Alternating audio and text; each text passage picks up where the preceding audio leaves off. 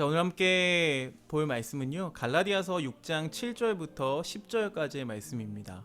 갈라디아서 6장 7절부터 10절까지의 말씀, 우리 같이 각자의 자리에서 한 목소리로 읽어봤으면 좋겠어요. 자, 시작. 스스로 속이지 말라. 하나님은 업신여김을 받지 아니하시나니 사람이 무엇으로 심든지 그대로 거두리라. 자기 육체를 위하여 심는 자는 육체로부터 썩어질 것을 거두고 성령을 위하여 심는 자는 성령으로부터 영생을 거두리라. 우리가 선을 행하되 낙심하지 말지니 포기하지 아니하면 때가 이름에 거두리라. 그러므로 우리는 기회 있는 대로 모든 이에게 착한 일을 하되 더욱 믿음의 가정들에게 할지니라. 아멘. 오늘 영화는 예고해드린 대로 오징어 게임입니다. 근데 이 영화가 19금이에요. 그쵸? 여러분 절대로 혼자 보시면 안 됩니다. 이 영화는 혼자 봐서는 안 되는 영화인데 목사님이 이 영화를 함께 나누고 싶은 마음이 들었어요. 그래서 꼭 나누고 싶은데 어떻게 해야 될까 생각하다가 유튜브 리뷰에는 적절하게 잔인한 장면과 선정적인 장면이 제외된 그런 리뷰가 있어서 이 리뷰를 먼저 보고요, 같이 말씀을 함께 나눠보도록 하겠습니다. 네, 뭐 굉장히 짧게 편집된 거라서 뭐 내용이 이렇게 충분하지는 않을 거예요. 하지만 대략적인 여러분 줄거리를 이제 알았으니까 함께 말씀을 나누도록 하겠습니다. 오늘 우리가 갈라디아서 말씀 계속 나누고 있는데 오늘이 드디어 갈라디아서 마지막 주예요. 마지막 날입니다. 갈라디아서 6장 이야기를 할 텐데요. 여러분 그런 얘기 있습니다. 뿌린 대로 거둔다. 이런 얘기 들어봤죠? 속담 중에도 그런 말이 있습니다. 콩 심은 데 콩 나고 팥 심은 데 팥 난다. 이런 얘기를요, 바울 목사님이 이 6장 7절부터 10절까지 이 말씀에서 이야기를 하세요. 그러니까 그 전에 얘기했던 것들 들어보면 뭐 할례 아니면은 또 뭐 이 예배 생활을 경건한 뭐 제사 생활을 지내는 것에 대해서 그런 것들을 통해서 뭔가 구원을 얻고 그런 걸로 내가 유익을 더 거룩한 것을 얻을 수 있다라고 믿고 있던 사람들이 있었다는 거예요. 이 갈라디아 교인 중에서 이런 가짜 복음에 속아서 넘어가는 사람들이 굉장히 많았다는 거예요. 그래서 하나님의 원리를 망각해버리고 살아간다는 거죠. 오늘 이 영화를 보면은요, 이 영화는요, 이 오징어 게임이긴 하지만 결국에는 마지막 라운드가 오징어 게임이고 또 이 6개의 게임이 있긴 하지만 숨어있는 3가지의 게임도 있긴 합니다. 총 9가지 게임을 해요. 그러면서 탈락자들이 발생을 하는데요. 우승하면 얼마예요? 456억 원. 456억 원을 얻을 수가 있습니다. 혼자서 456억 원을 얻을 수 있다는 거 대단한 일이죠. 이런 게임이 어디 있어요. 그러나 목숨이 담보로 걸려있는 게임인 거죠. 그러나 이 456명 한 사람 한 사람이 귀하지 않은 사람이 어디 있겠습니까? 하나님의 원리는 그래요. 아무리 시궁창 같은 인생을 살아도 여기 주인공이요, 정말 백수고요, 아무것도 하지 않고 엄마 돈이나 축내는 40대 목사님 같은 나이인데 딸도 있는데 이혼당하고 정말 경마장 가서 엄마 돈 다 털어가지고 가가지고 경마장 가서 또 다 잃고 막 이러는, 정말 우리가 그 사회적으로 봤을 때는 구제불능 인생들이 굉장히 많이 나와요. 그리고 여기서 나오는 인텔리한 사람이라고 해도 그 사람도 결국에는 주식으로 동료들 돈, 심지어 회사 돈까지 다 말아먹은 그런 사람들이 나옵니다. 어떻게 보면은 사회적으로 봤을 때는 루저죠, 루저. 우리가 루저라고 부르죠. 그런 사람들이 모여 있다고 해서 그런 사람들의 목숨이 이 456억보다 못하지 않아요. 그럼에도 이런 게임을 만들어서 심지어 그런 게임을 즐기고 있는 자본가들의 모습을 볼 수가 있어요. 돈 있는 사람들이 그렇게 이 모습을, 죽어가는 모습을 즐겨본다는 거예요. 여러분, 이 로마 시대에 이런 일들이 실제로 있었죠. 기독교인들을 박해할 때 이 기독교인들을 잡아다가 어떻게 해요? 콜로세움, 원형 경기장에 세워놓고 뭐 사자랑 싸움을 붙인다던가 이런 식으로 경기를 쇼로 보여주면서 막대한 부를 축적했던 그런 사람들이 있었습니다. 시대가 지나도 여전히 이런 모습이 심지어 영화화돼서 이런 모습이 드러나고 있어요. 하나님의 가장 귀한, 하나님께서 우리에게 주신 가장 귀한 근본적인 신념 중에 하나는 한 사람 한 사람이 소중하지 않은 사람이 없다는 거예요. 그리고 이렇게 콩 심은 데는 콩 나고 팥 심은 데는 팥 나고 뿌린 대로 거두리라, 이것이 바로 하나님이 정해주신 필연성이라는 거죠. 하나님이 필연성을 우리에게 주셨는데 그것을 반하는 일이 실제로 일어나지가 않는다는 거예요. 그 어떤 논리로도 이 아주 중요한 필연성에 대해서 설명할 수가 없고 이것을 깨트릴 수가 없다는 것입니다. 그러나 그것을 반하는 게 소위 믿음이라고 강조하는 사람들이 있었다는 거예요. 하나님의 그 원리 원칙을 따르지 않고 자기들만의 성공 방식과 자기들만의 거룩을 추구하는 방식을 만들어 가지고 그것을 따라해야만, 그것을 해야만 구원받는다, 그것을 해야만 거룩해질 수 있다라고 이야기하는 이 거짓 선지자들이 이때에도 존재를 했다는 거예요. 그래서 바울은요, 여태까지 갈라디아서에서 얘기하고 있는 것이 결국엔 이거거든요. 성령을 따를 것이냐 육체를 따를 것이냐, 이거예요. 육체를 따를 때 여러분 오늘 영화에서 보셨다시피 육체를 따르게 되면은 정말 456억 포기할 수 없죠. 그쵸? 그거 가지면은 막 람보르기니도 살 수 있고, 그쵸? 더 좋은 집에서 살 수 있고, 뭐 이렇게 편하게 살 수 있고 누릴 수 있는 게 많을 것 같잖아요.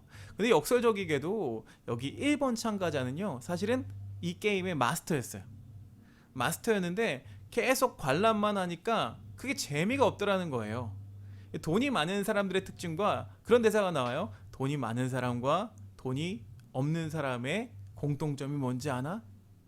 그게 뭐냐면 재미가 없다는 거예요. 재미가 없어. 돈이 없는 사람은 이 돈 때문에 계속 찌들려 사니까 재미가 없고, 돈이 많은 사람은 이 돈을 아무리 갖다 써도 재미가 없는 거예요. 그래서 어떻게 해요? 이 게임에 직접 참가를 하기로 결정한 거예요. 참가했는데 그 중에서 마지막 참가자였던, 저는 457번을 달고 있지만 456번이 바로 주인공 성기훈이라는 사람이었어요.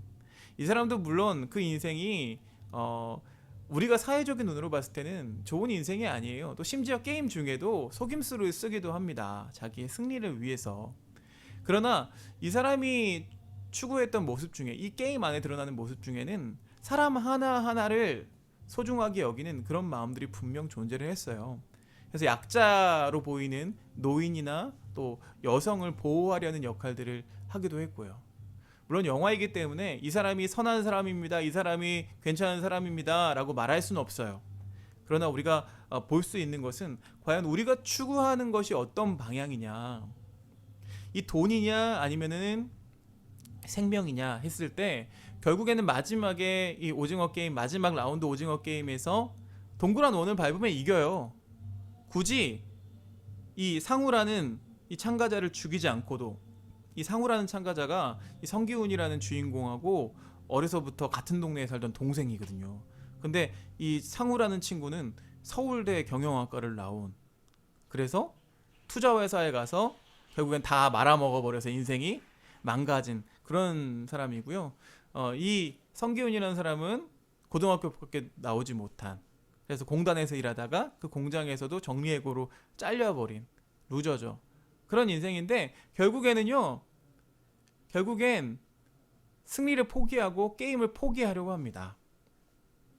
이 동생의 목숨을 살리기 위해서.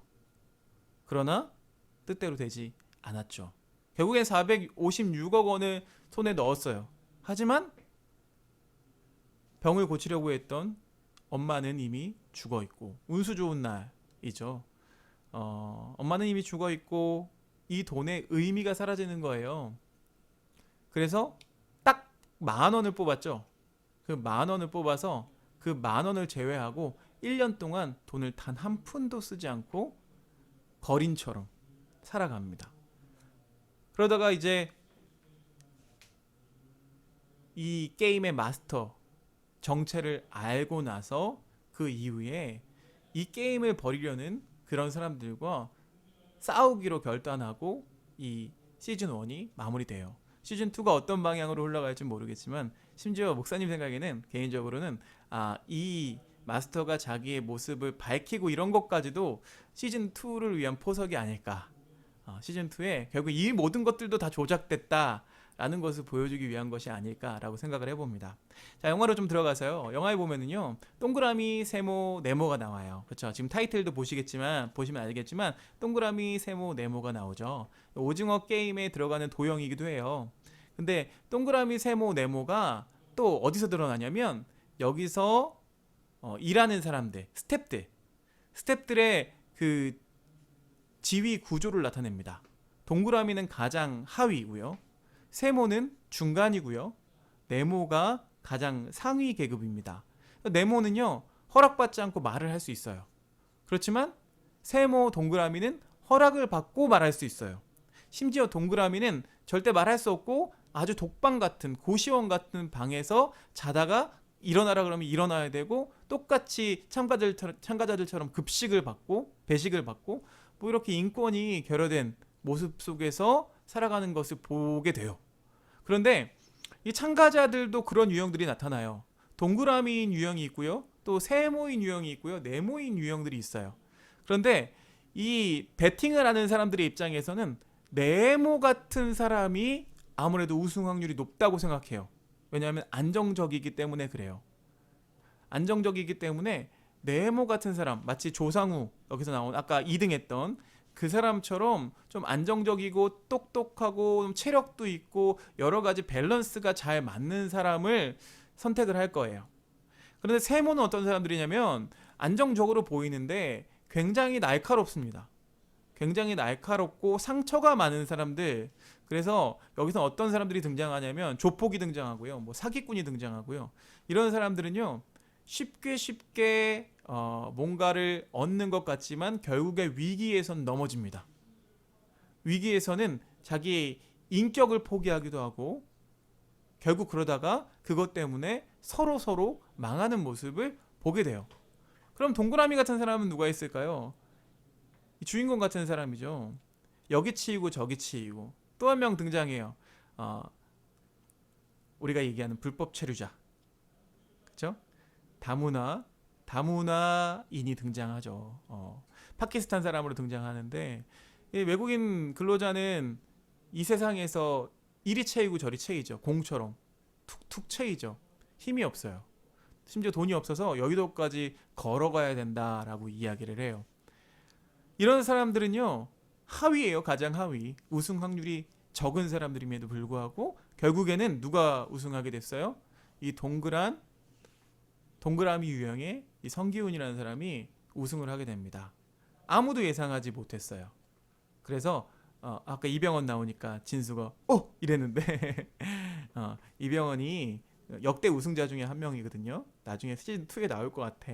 근데 이제 결국에는 정말 운이 좋았네요.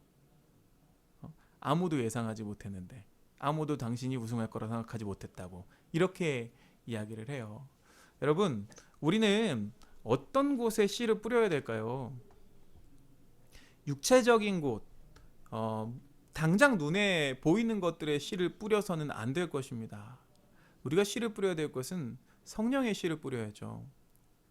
우리 하나님께서 우리에게 주신 귀한 가르침이 있는데, 그 가르침은 뭐예요?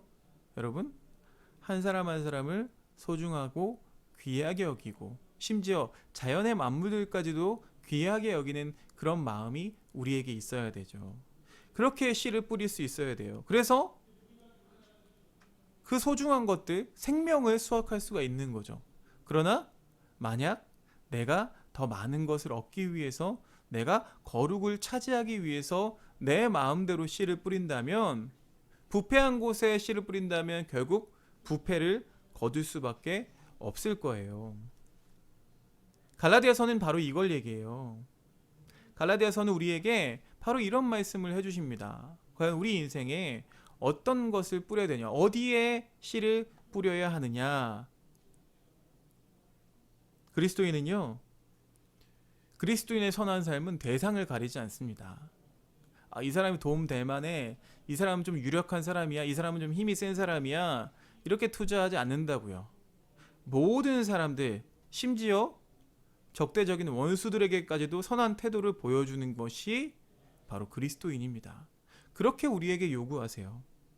예수님께서는 바로 이런 방법이 하나님을 닮은 자녀가 되는 방법이라고 우리에게 말씀하십니다. 모든 사람들이, 특별히 지도자들이, 이 자본가들이, 여러분 이 영화를 보면서 이 오징어 게임을 하기 위해 모여 있는 이 폐쇄된 공간이 이 사회와 같다는 생각을 저는 많이 했어요. 우리가 갇혀 있는 거예요. 이 안에서 각자의 게임을 하고 있는 거죠. 라운드마다 다른 게임인데 지금 여러분의 라운드는 아마 공부라는 라운드 같아요. 그래서 공부를 잘하는 사람, 운동을 잘하는 사람, 뭔가 엘리트가 될 만한 사람은 살아남을 것 같고, 그러지 못한 사람들은 살아남지 못할 것 같은 그런 라운드를 우리가 경험하며 살아가고 있어요. 그러나 여러분, 그렇지가 않습니다. 우리 각자 한 사람 한 사람은 너무나 소중하고 하나님이 그렇게 만들어 주셨기 때문에 여러분의 인생은 누구보다 빛날 수가 있어요.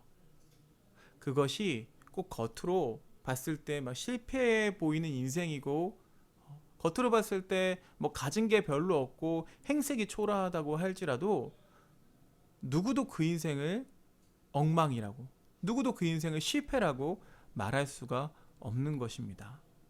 생명의 씨를 뿌리면, 성령의 씨를 뿌리면 반드시 그 성령의 열매를, 생명의 열매를 맺게 될 줄로 믿습니다.